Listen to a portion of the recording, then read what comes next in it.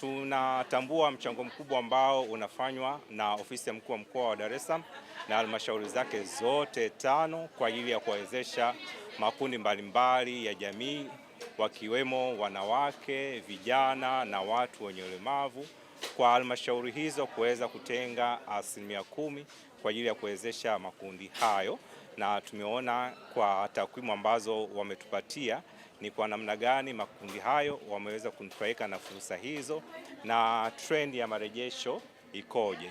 Tunaamini kwamba hizi tuzo zitakuwa ni za mfano, kwa sababu pia na hata mikoa mingine wataiga utaratibu huu kuweza kutambua na kuthamini jitihada ambazo wajasiriamali hawa wamezifanya kupitia mikopo ambayo wamepata kuweza wao wenyewe kujikwamua kiuchumi, lakini vile vile kuweza kutengeneza fursa za ajira kwa makundi mbalimbali yanayowazunguka katika jamii, wakiwemo vijana pamoja na wanawake katika jamii zao.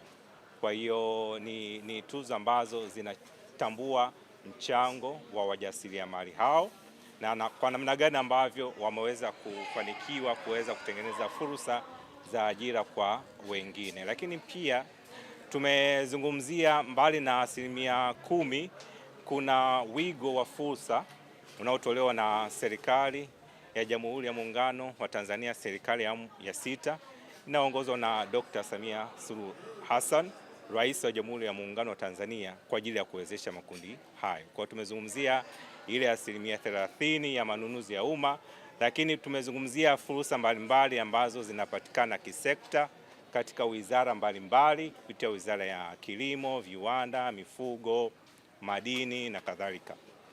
Kwa hiyo pia tumeweza kupitia jukwaa hili kutoa wito kwa wajasiriamali hao pia kuweza kuchangamkia fursa hizo, kwamba wasiishie tu kwenye scope ya halmashauri, bali pia waende pia kwenye ngazi ya taifa kwa kuweza kubaini hizo fursa zilizopo katika kila wizara ya kisekta inayohusika na uzalishaji na zile fursa za uwezeshaji wa wananchi kiuchumi zinazotolewa na taasisi mbalimbali za kifedha. Kwa hiyo ni wajibu wetu sisi sote kuweza kutoa elimu hiyo kwa makundi mbalimbali, kuhakikisha kwamba wanapata uelewa mpana wa fursa hizo na namna kuweza kuzifikia na kuweza. Mtu anachukua mkopo, baada ya kwenda kwenye ile dhana aliyochukulia mkopo, anataka kanunue gari, akaweke tiles kwenye nyumba. Baadaye unasema mkopo utoshi, unailaumu benki. Lakini benki ukija ukiangalia vitu ulivyofanya baada ya mkopo, umefanya ni vingi kuliko mkopo. Mkopo lazima utakuwa utoshi. Lakini ukienda na ile dhana ya biashara, huwezi kushindwa. Haya mabenki yanawahitaji nyinyi. Mimi ni shuhuda wa CRDB, ni shuhuda wa NMB. Na ndio maana leo nimefurahi kuwaona.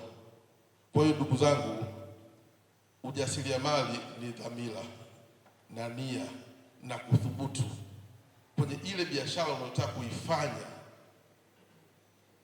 Ukiweka nia na ukamwamini Mungu, wote naona ni mabilionea baadaye.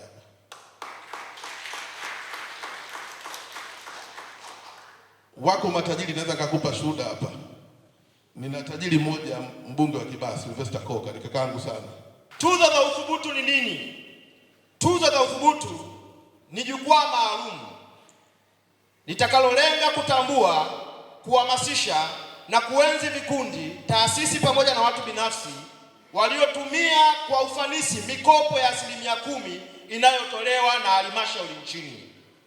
Tuzo hizi zinalenga kuwa chachu ya mabadiliko ya kiuchumi kwa kuhamasisha uwajibikaji, ubunifu, uadilifu na nidhamu ya matumizi ya urejeshaji wa mikopo.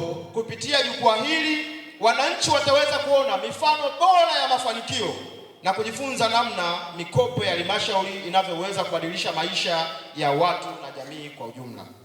Jukwaa hili pia litakuwa sehemu ya kuhamasisha vijana wengi zaidi kujiamini na kuthubutu kuingia katika shughuli za kiuchumi kupitia fursa zinazotolewa na serikali. Aidha, litasaidia kuongeza uwazi na kuonyesha thamani halisi ya fedha zinazowekezwa na serikali katika kuwawezesha wananchi.